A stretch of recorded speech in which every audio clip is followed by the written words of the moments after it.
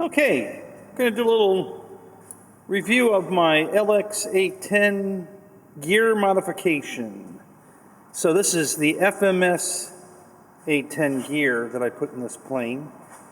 And the way I did it was I ripped everything out from the original, which was pretty easy, and then put in, I'm trying to get this in the light, I stacked up a pile of wood here. Okay. You see there's 4 pieces of wood that goes all the way from here all the way to the back, the very back here, on that side. And then on this side, same thing, a stack of wood that only goes to here because the wheel has to go past it.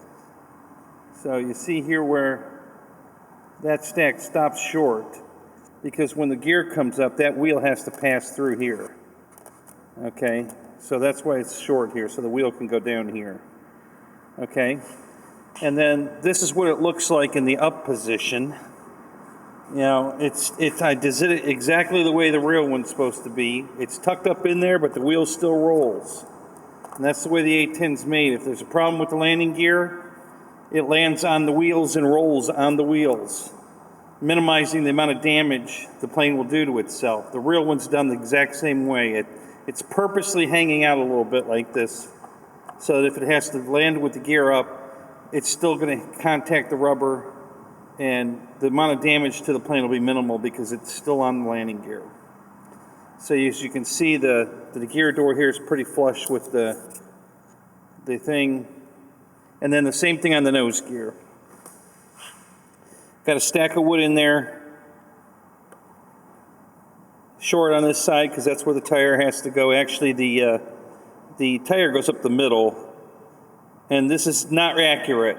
If any, I know the real A-10, the gear is offset. It's not on the LX models, and I wasn't going to fix that. But there's 3 different pieces of wood stacked over here on this side. Let me get out of my shadow here. Okay. And same thing and I had to relieve the front here slightly. Okay, so the tire would pass through. But this is wood I got at Walmart. You buy them in a bag in the hobby section, the arts and crafts section, and they're not all the same size pieces of wood. I had to use multiple different sizes, putting the biggest one on the top to give me more room to put the screws in, to hold the screws in. You know, when I screwed the landing gear, I wanted the most meat on the top. But the strategy here was to get as much glue area down the side and the bottom, which is the top because the plane's upside down, on the wood. So it's glued to each other. I put one piece in at a time. I put a slather of glue between each piece of hardwood, and down the side where I could, like on the side here. See, each one is glued to the side wall here on the inside, and on the bottom, which is the top, down there, and then the next one's glued on top of it. Between each strip of wood is glue and glued to the wall to get as much, and then it goes all the way to the back, so that I got as much coverage for as much strength as I could get. And I can tell you that I had a bad landing once with this, and it literally ripped the retract ripped holes through this Delron, whatever this is made of. Sorry about that, camera died.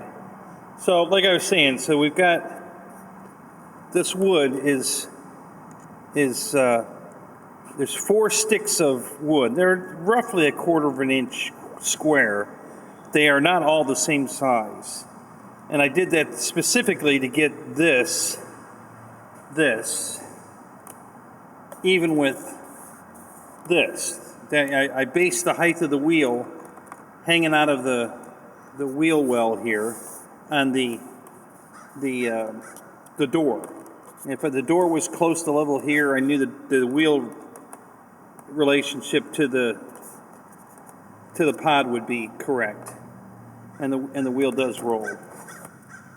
So, and then the same thing here on the front. I did put the steering servo here.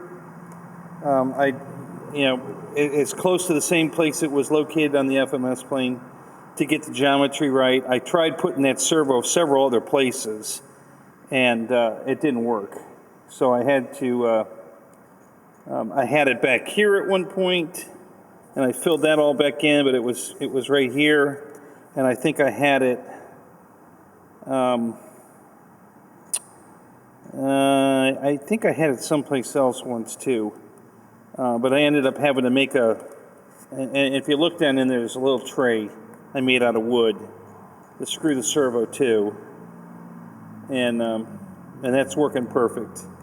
The geometry's correct. When the wheel goes up, it does its little turny thing, but it goes right up in, and so that came out really great, guys. So that's how I did it. That's how I converted the crappy landing gear that came in the LX A-10 over to the FMS gear, and it has worked very well.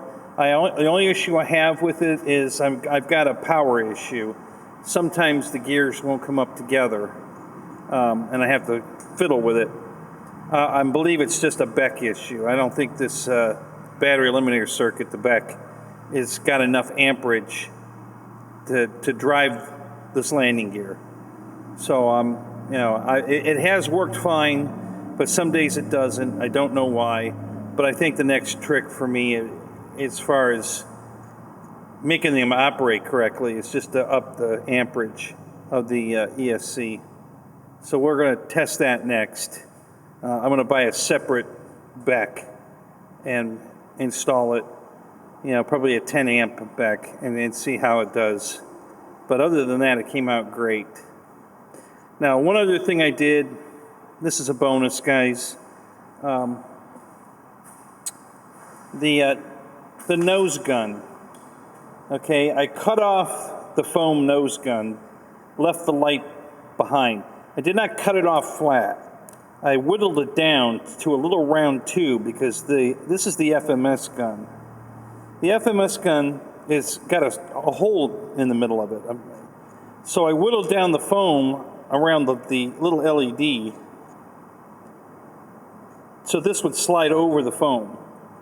Okay, so it was a white piece of foam,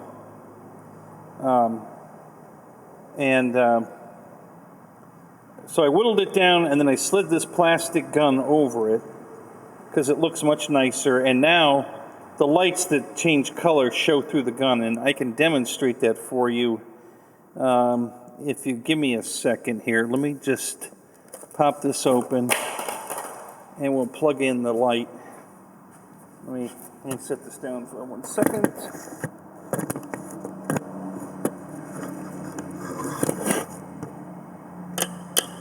Got it wrapped around my arm so I won't drop it. Okay.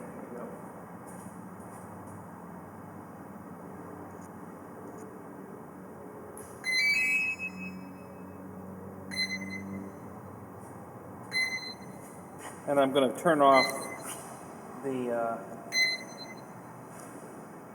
light here so this shows up better. And so now you can see here that the light shows through the end of the barrel and then through the side, the holes for the cooling of the barrels,